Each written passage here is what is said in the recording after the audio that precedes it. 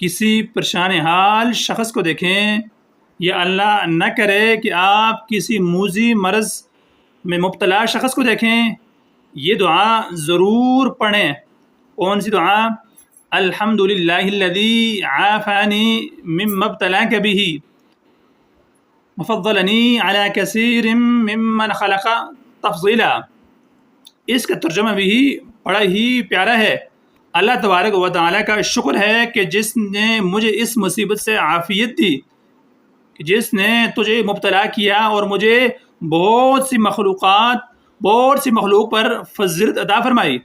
معظم و مکرم ناظرین، جو شخص کسی بلا رسیدہ شخص کو دیکھ کر، کسی مصیبت زدہ شخص کو دیکھ کر یہ پڑھ لے گا تو اس کا فائدہ یہ ہوگا، اس دعا پڑھنے والا اس مصیبت سے، اس بلا سے محفوظ رہے گا۔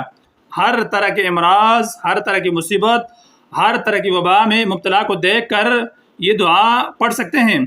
لیکن یاد رکھیے گا کہ 3 قسم کی بیماریوں کو دیکھ کر یہ دعا نہیں پڑھنی چاہیے۔ اس لیے منقول ہے کہ 3 بیماریوں کو مکروہ نہ رکھو۔ وہ کون کون سی ہیں؟ غور سے سنیے گا۔ نمبر 1، زکام۔ اس کی وجہ سے بہت سی بیماریوں کی جڑ کٹ جاتی ہے۔ نمبر 2، کچلی خارش۔ اس سے امراض جلدیہ اور جذام وغیرہ کا انسداد ہو جاتا ہے۔ نمبر 3، ابشوب چشم، یعنی نابینائی کا دفاع کرتا ہے، دور کرتا ہے ابشوب چشم۔ تو اس دعا کو پڑھتے وقت اس بات کا آپ نے خیال رکھنا ہے۔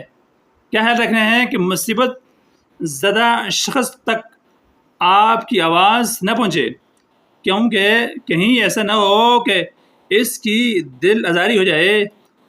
اس احتیاط کے ساتھ اس دعا کو آپ نے پڑھنا ہے۔